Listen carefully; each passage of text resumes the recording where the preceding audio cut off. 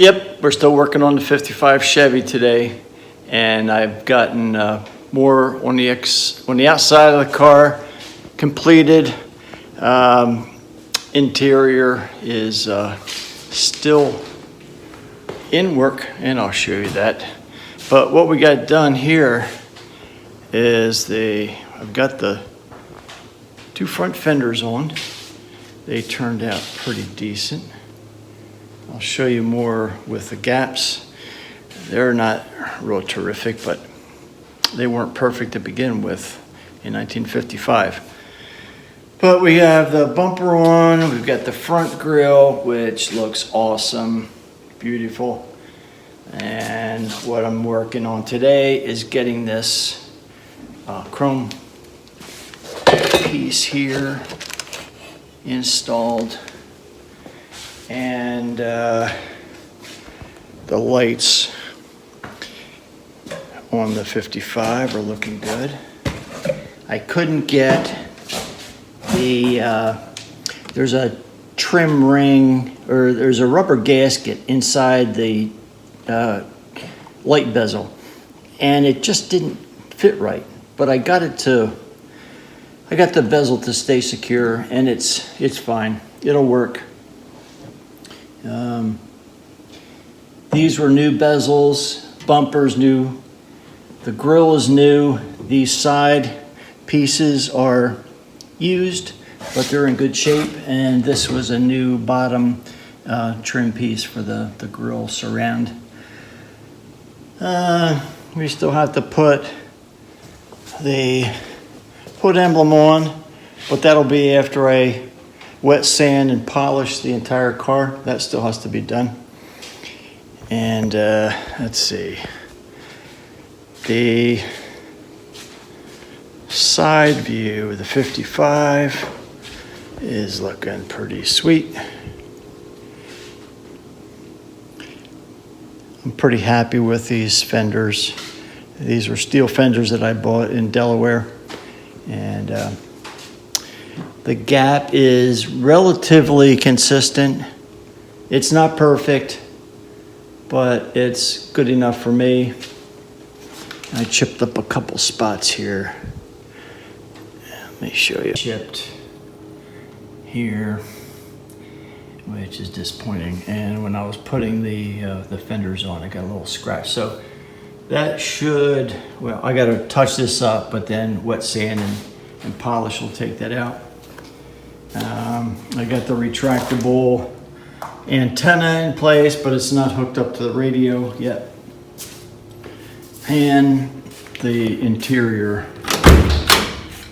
is down my basement. The back seat is finished. The backrest and the seat on the back seat are ready to go. I got the carpet ready to go. But what I don't have are the side panels made up, and I'm making those myself. And I rigged up a temporary seat just to be able to take the car down the road. And I haven't done that yet, but will be in the near future. In fact, I was thinking about taking this over to Cars and Coffee, but I'd rather do some test runs before I do that, because it's about 20 miles away and I don't want to get stuck on the road. So that's kind of the status with the 55.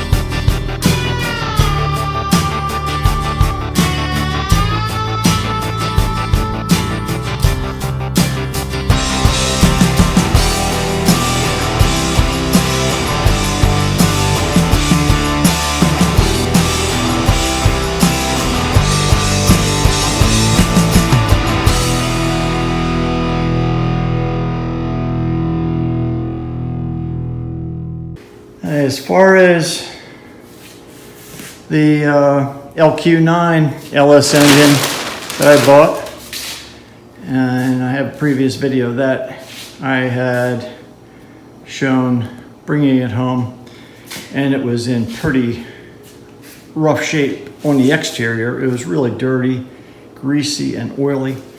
Here's some of the stuff that's still not clean, but this is the air conditioning compressor. The intake is a drive-by-wire truck intake. I think I'm going to put that on this engine. The wiring harness is complete, except I could not find the ODB2 port that's typically mounted underneath the dash. So one of these connectors, and I don't know which, must have a mating connector that feeds back to the ODB.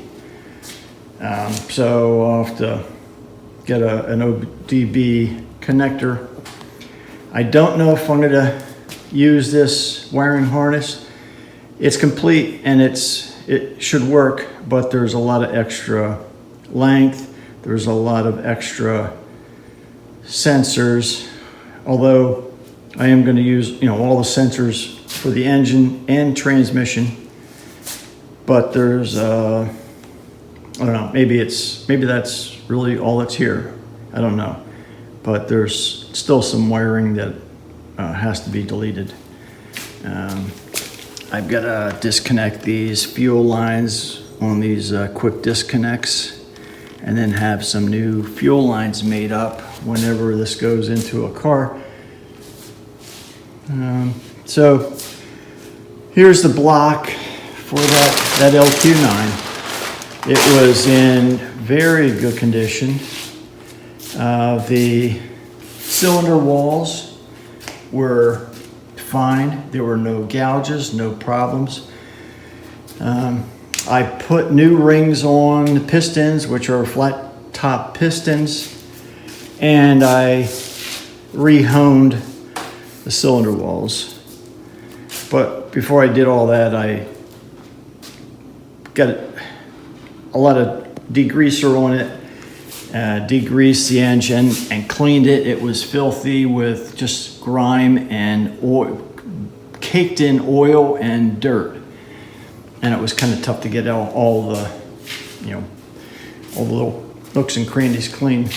So then I painted it with a ceramic base, engine paint, good for I think 600 degrees Fahrenheit, and put a clear ceramic coat on it. So the block is looking good. The main bearings were almost brand new. It was really surprising for an engine that had 150,000 miles on it. What I did replace that did not look good were the cam bearings, and I have them over here. And they just were not uniformly worn, and they were worn down to the base metal. So they have been replaced. Can't really see it, and they have a rough feel, so I don't know what the deal is. I've never seen. Well, here's where it's worn. This very shiny spot there. But anyway, those are replaced, and I started putting in the cam bearings. I got the fifth, fourth, and when I was doing the fourth bearing, I gouged that up, so I had to knock it back out. The third, which is also where the thrush bearing is on the main, that's fine. And second and first. The first bearing, I think I knocked in a little bit too far. So I had to buy another set because I've got to replace the one in the fourth position. So I bought another set, and that should be coming today. So I'll put that in, and then also knock this, the first one out, and put it in the appropriate amount. I think I knocked it in probably maybe about 1/8 of an inch too much. And you can see the oil hole, that's lined up fine. You gotta make sure when you put cam bearings in that you've got an oil output And then there's another opening on the bearing at like the 2 o'clock position, which does not have a flow through anything going to a oil galley. There's only one over here at the 10 o'clock position. And that's true of all of the bearings on the cam. They're all about the same location, and they will feed up to the mains and feed through the main bearing. Let's see, the mains were great. I took a look at the main crank, inspected it, and it is in great shape.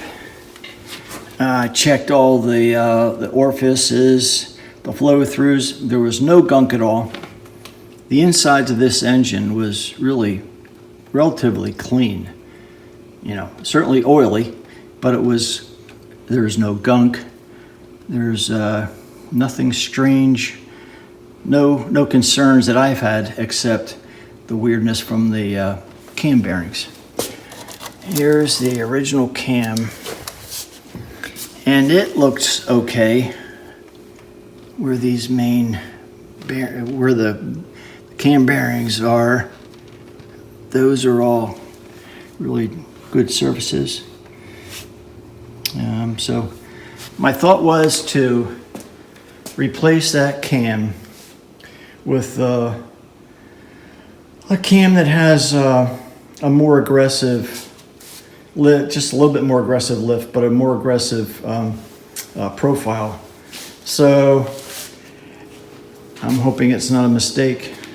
I bought a sloppy stage 2 cam set, and I measured the cam, the main lobe diameter, which is 1.5 inches, and then the high side of the cam, which is 1.817. And I calculated with 1.7 ratio rocker arms. The lift is about, 539 thousandths. So it's a truck-based cam, and it should provide good torque. But actually, that's the sloppy. The original, the stock cam, has a very similar lift here. It's 1.817. Well, I measured 1.82.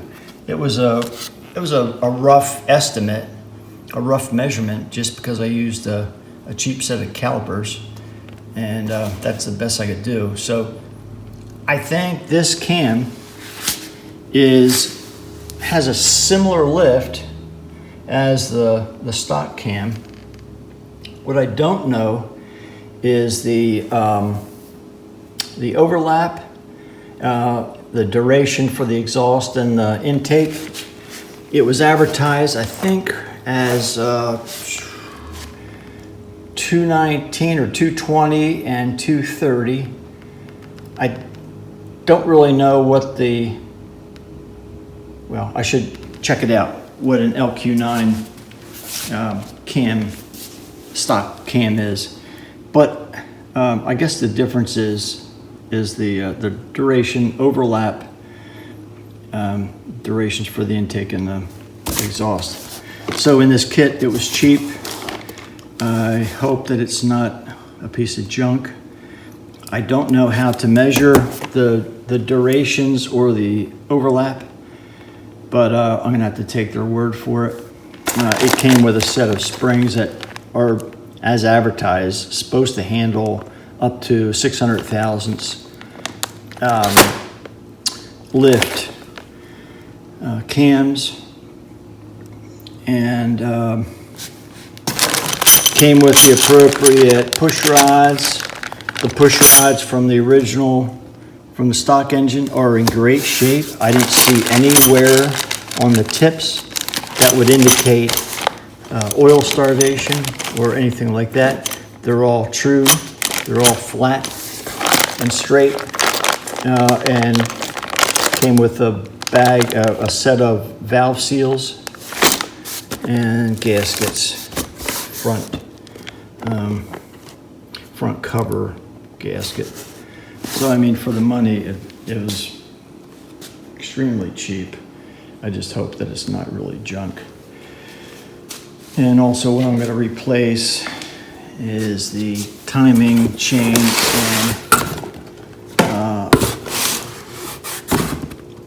and gear. When I was taking the engine apart, I broke one of the knock sensors, so I ordered a set of knock sensors, and I ordered a new front plate for the cam to lock the cam in, just because this gasket is, once it's installed, and it's been on the car for 19 years. This gasket gets squished. So in order to prevent any leakage and drop your oil pressure, I just bought a new one. It's just worth it for the insurance. So that's that. What else did I get here? I got a new oil pump. I know that the oil pumps are a weak link in the LS engines. And what I saw a guy on YouTube talk about taking the old oil pump and putting in a shim so that the pump actuator will press in further and pump more oil. So that's fine, but I think I'm going to just put a new oil pump in. So those are some of the new pieces I bought for the engine. Well, here's this cam bearing that I really mangled up badly. I just wasn't paying attention when I was knocking it in, and on the cam install tool, I just didn't have it tight enough so that the pressure would push the lip of the installer coupler out far enough to catch all of this. So I screwed it up. But, $35 get me another set of cam bearings. And these are Durbon CH25s. Now, on these cam bearings, there are 3 different bearings, and they're position dependent. So I need one on the front, the number 1. So I've got 2 for the front and the back, 1 and 5. So I'll have an extra there. And then what was the other one? 2 and 4, the 4th position. So I'll have 2 there. So even if I screw it up a second time, I'll have another bearing to go back on. The valve covers I cleaned up and repainted. They were pretty gross looking. And because there was a lot of oil and grunge on the engine, I might replace this gasket, but it feels like it's still has a lot of elasticity, and rubber feels okay. So I don't know. They're both in fairly decent shape, I think. The other thing is the pistons. They were all cleaned up, and they were certainly full of carbon. But I got the surface is really clean. And I took an old, and in order to clean out all the grunge from these ring cavities, where the ring sets in, that builds up a lot of carbon. And so what I did was I broke an old ring, and I use that to scrape out all the carbon from those gaps, and use it as a little scraper. So that does a nice job. Plus some brake cleaner and WD-40 just for lubrication, and also to clean up, to dry out some of the water, because I power wash these. I use degreaser and just to get all the grunge out of there. These main bearings look really great for 150,000 miles. I'm sorry, these the push rod, or the piston rod bearings. These are in great shape. The main bearings, they just have some oil on them, and they're like brand new. No scuffing. So I'm going to keep them on. I'll see what the oil pressure is after they go on, if I, once I get to the point of running this engine. And here's the other mate to the mains. They're in good shape. So I'm going to keep those. Let's see. The other things that I did get on the transmission, the 4L65E, I repaired a crack. This was split. When I took it off, this was split.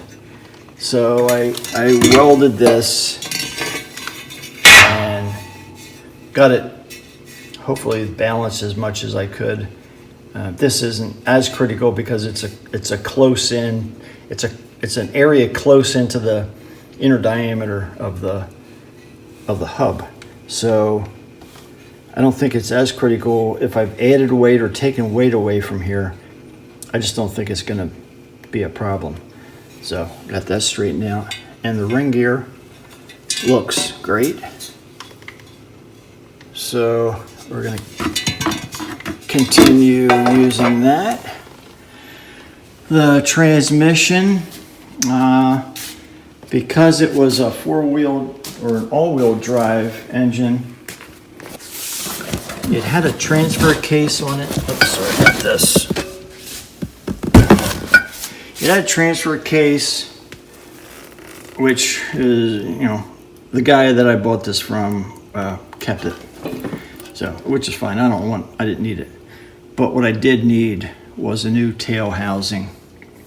And I got a tail housing off of eBay. It looks like it's pretty good. It's got a brand new bearings and seal. On the back end, it came with a gasket for the front end. And it also has a new tail shaft for this type of tail. It's a different length for the four-wheel or all-wheel drive version.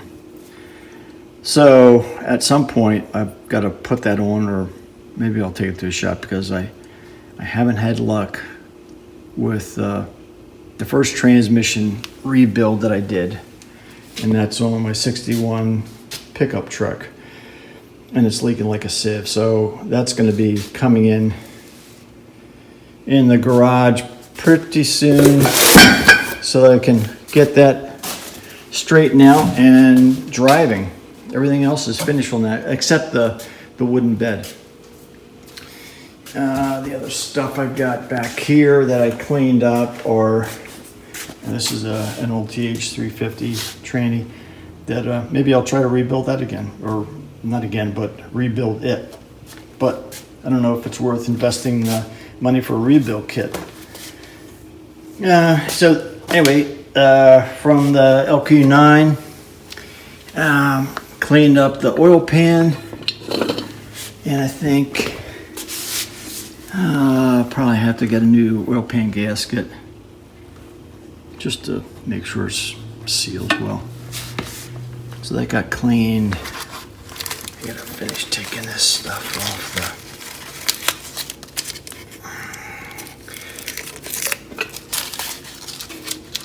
some masking tape.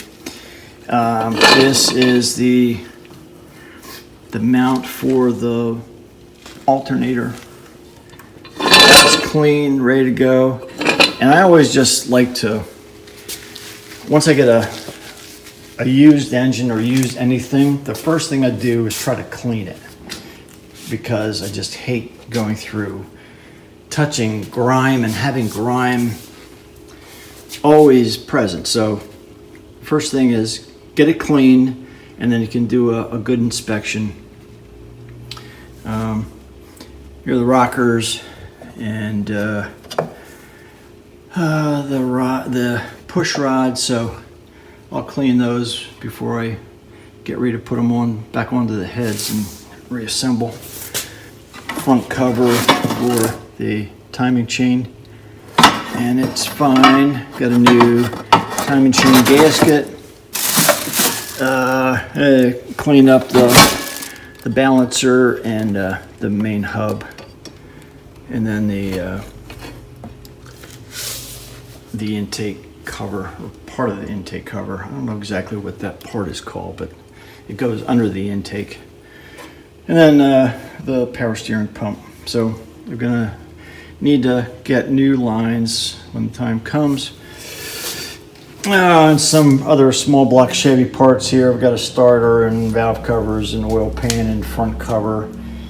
And I just probably gonna be put that onto Facebook Marketplace for sale, because I don't need them. Although it's always nice to have a starter, since I have two small block Chevy engines, one in the 55 and the other in the 61 Chevy pickup, and just in case.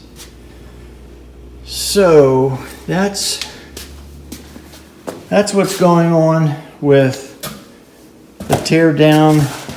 I think the next thing I'll do is clean these heads and remove valve springs and valves.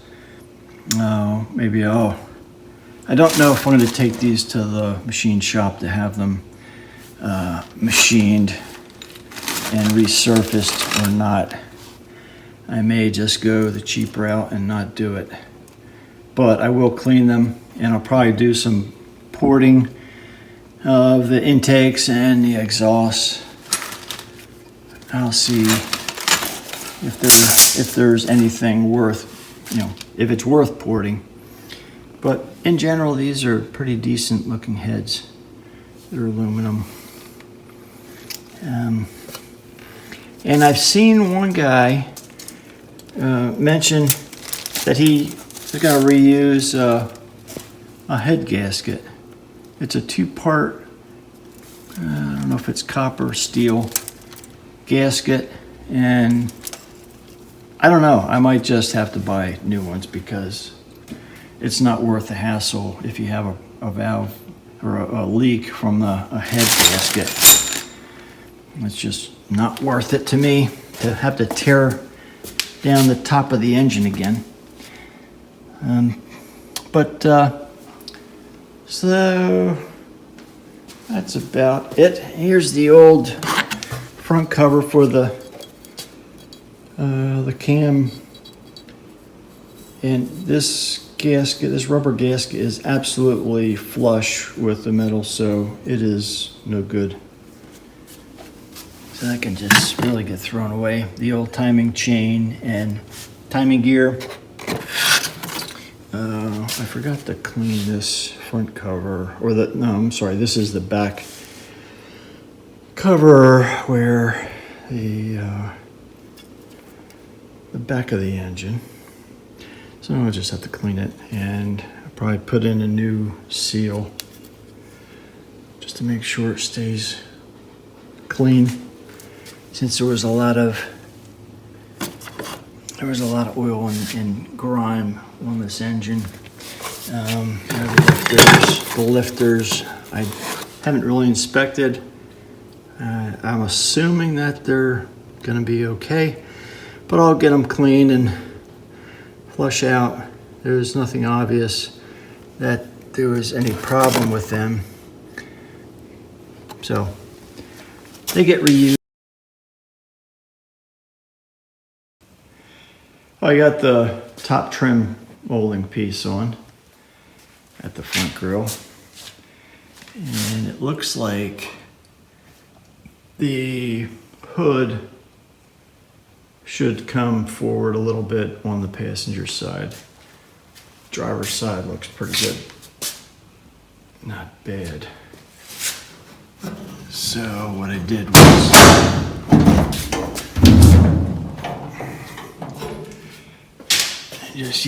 I had to run to the Tractor Supply store to get some stainless steel hardware and mount these guys. So that worked out okay.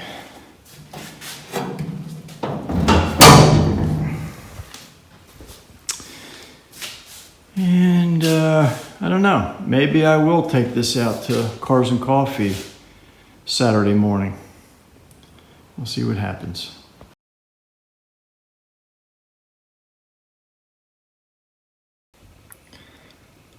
Well, it's heavy overcast, so we didn't make it to Cars and Coffee this Saturday morning.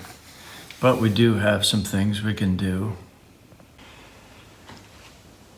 We can work on this engine. We did manage to get the cam bearings, the second set. So we'll knock out the one bearing in the front and put in the other at number 2 and number 5 positions. So let's get that set up. We're going to put the number 2 cam bearing in, and it has the 2 holes.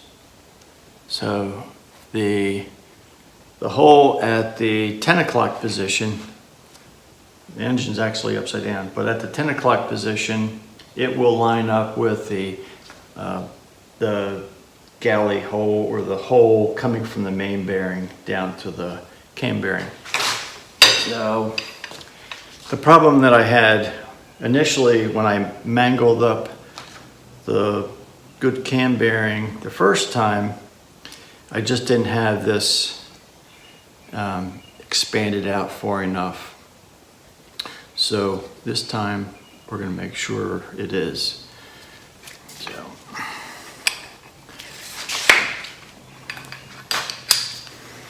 So tighten it up. It should expand the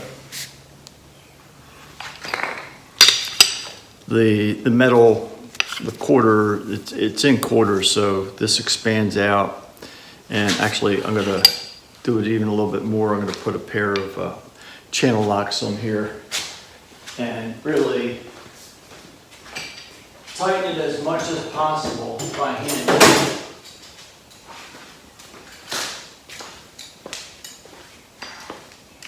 That way, we'll be assured that we tried our best.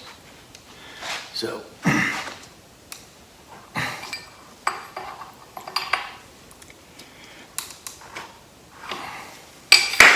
right, so that's how that goes. But I guess before that, I've got to insert the tool into the block into position, and then put the cam bearing on the tool, because I've got 3 other bearings to get past.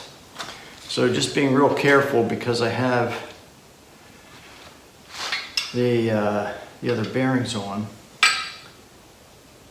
I'll have to disassemble this tool. I'll take the head off.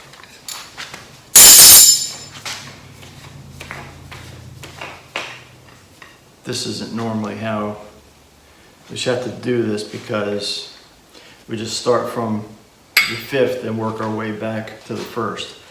But there's other bearings that are in the way. So anyway, let's see. So So we should be able to get this tool in here, I hope. Maybe not. Crap.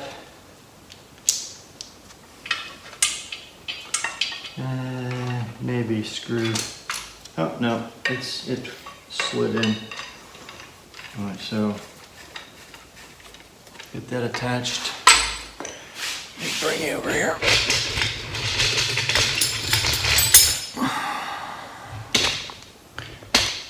All right, so we're down in, and you have to definitely put the cam bearings in first before you put a crank in. Otherwise, you just don't have enough room. All right, so that's there. And I think on the bearing, there's more of a blunt side. They're both relatively sharp, but I believe there's more of a blunt side. So put the blunt side against the tool edge. Oh man, this may not work.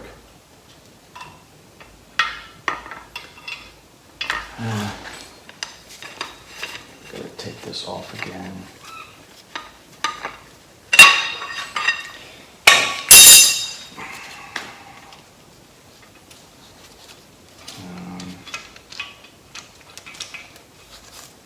Put the bearing on the tool. With the blunt side against the tool edge. And let's see if this is going to work.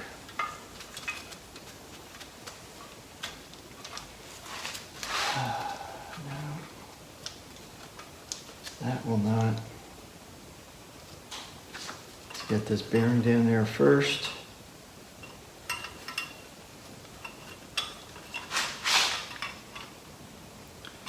And then get the head of the tool in. Second.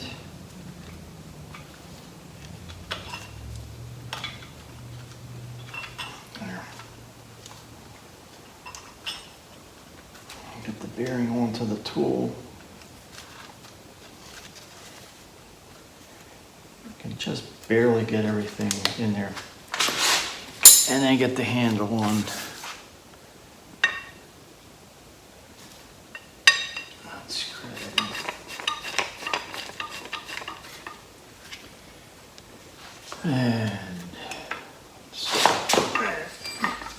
And we tighten it all up.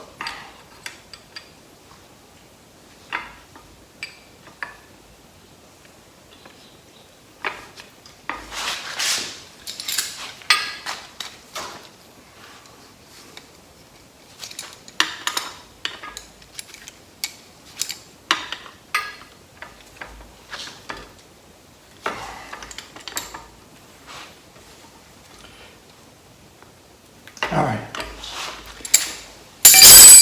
Bearing is on the tool. Now, locating the holes for the oil passage. They're lined up. Got the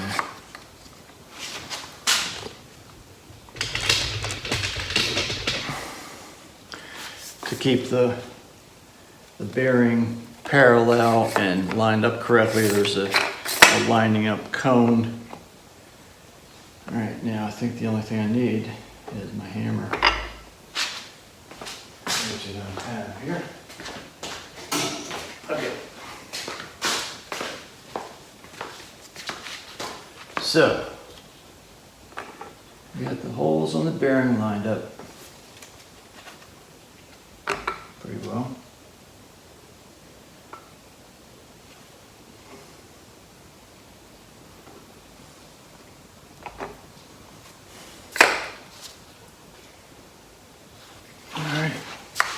We're ready to go.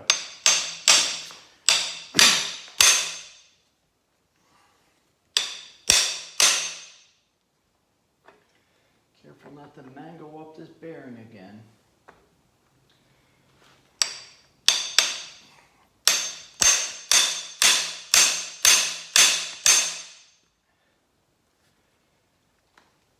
So far, so good.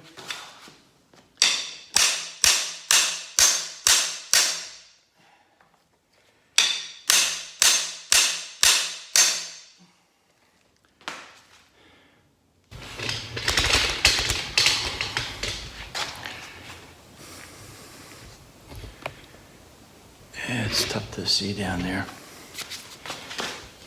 Let me get you over here.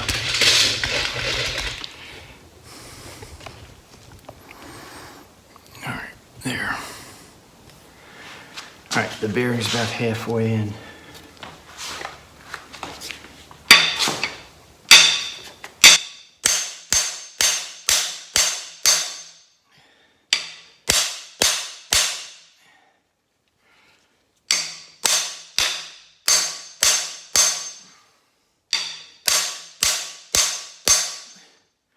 And we'll go until the edge of the tool, or actually go until the bearing kind of disappears, and it should be flush with the wall of the at the engine block there.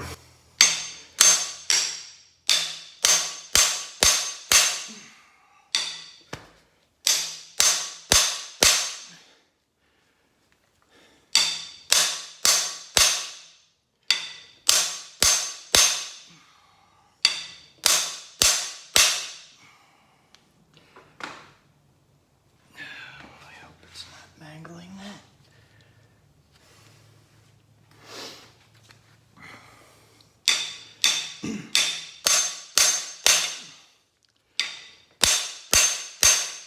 All right.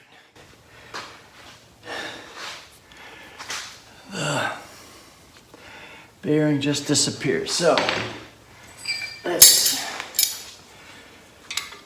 take this apart and see what we have.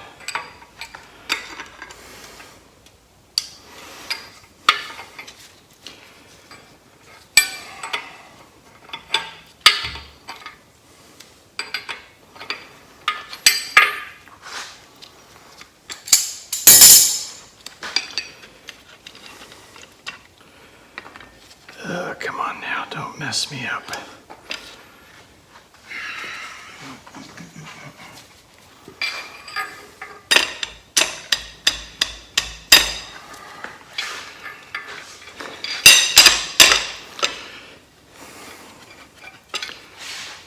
Oh, I hope it didn't fold over the edge of the bearing. Because usually the tool, once you're loose, it usually comes out really pretty easy. And you get a screwdriver.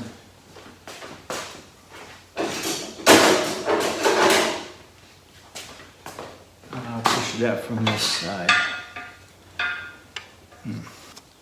All right, I think, oh crap, I did it again. Son of a bitch.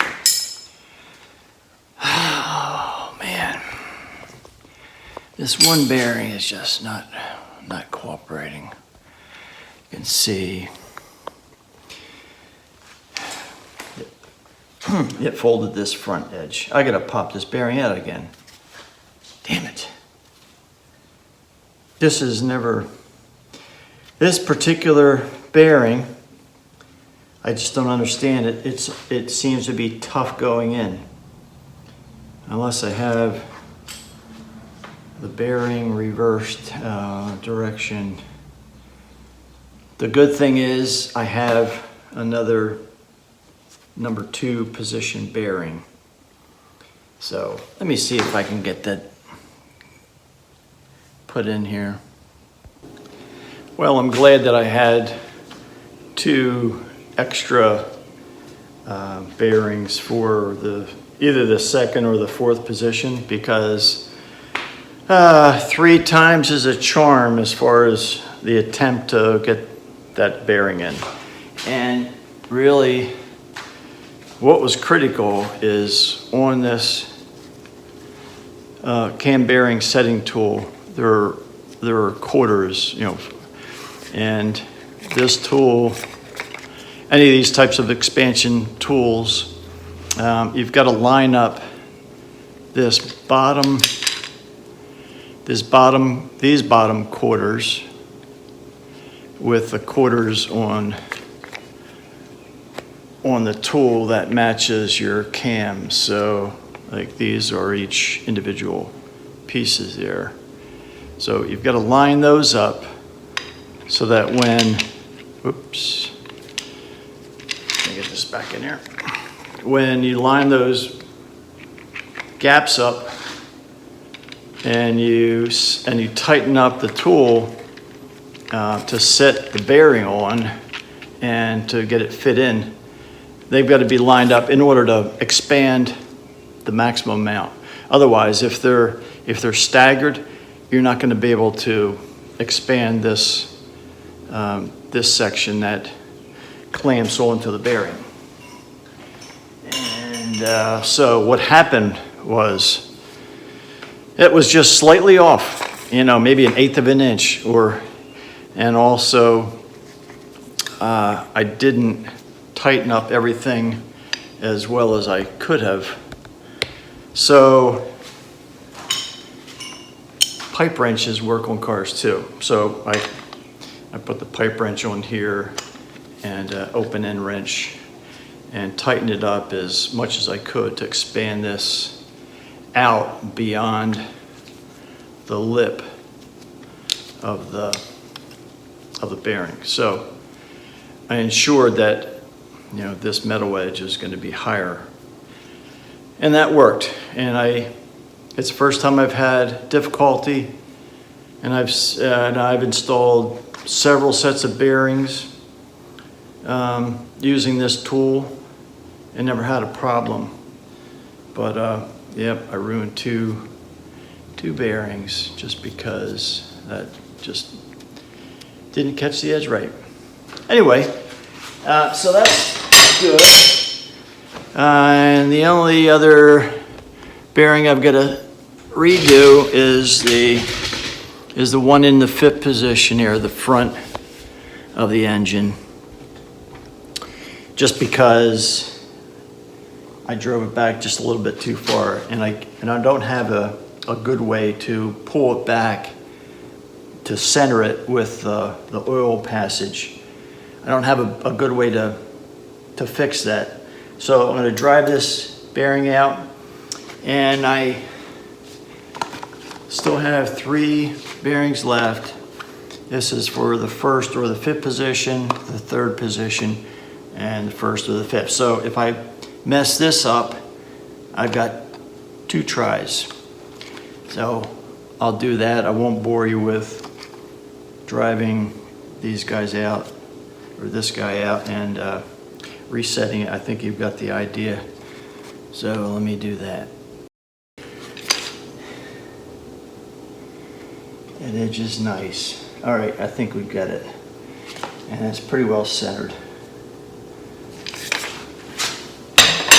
Now, as a final check, I use a straightened out paper clip and either feed it down here so I can feel it coming through the cam bearing hole, which it is, and then go the opposite way. It's pretty well centered. All right, okay, done.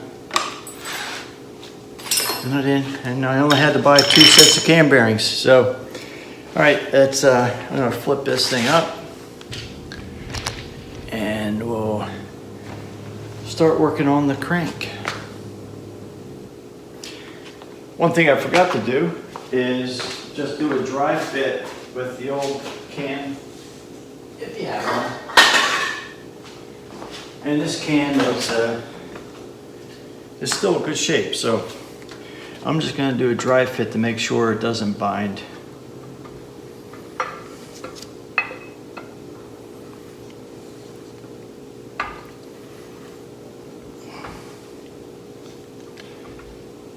Come on, what the hell is going on?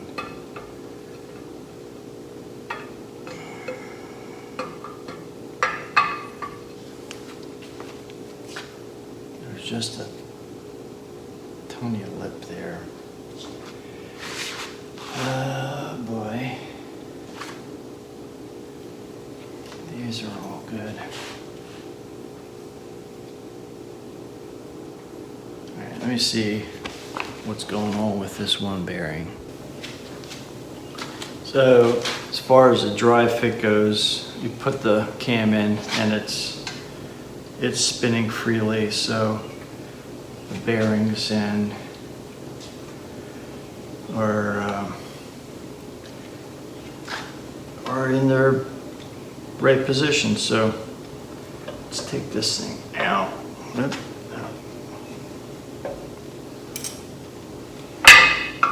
Real easy.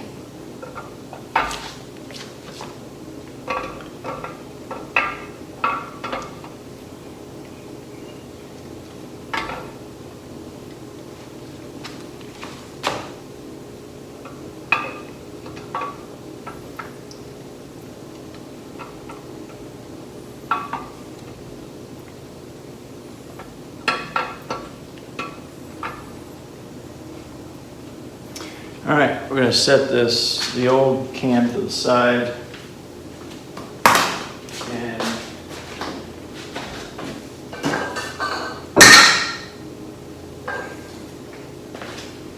And let's flip this engine over.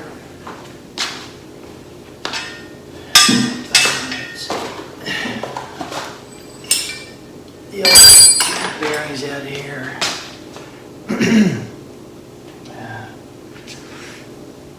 Let's see.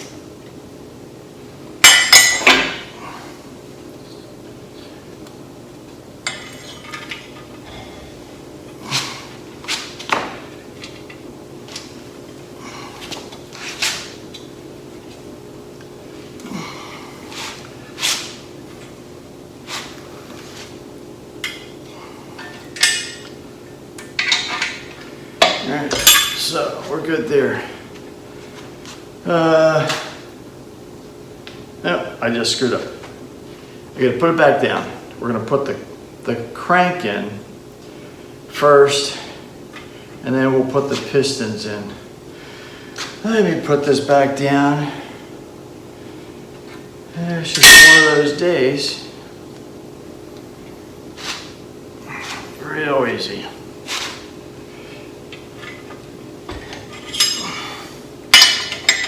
All right.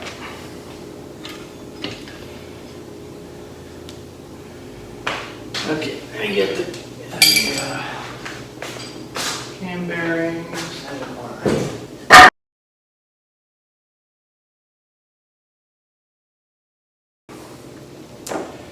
Well, so after thinking about it, I'm going to reuse these same main cap bolts.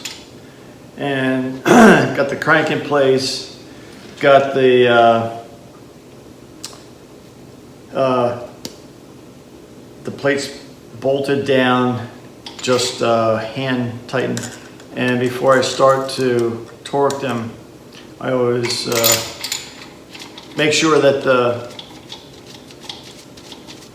the bolt holes are you run a chaser through just to get any debris or any other junk out of there. And then I just lube them up with oil before start to torque them so that they're not binding up and giving you a false reading. So we're almost done with these.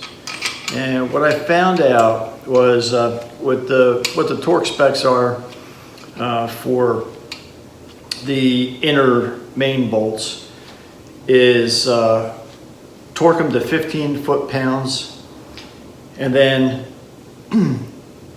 another 80.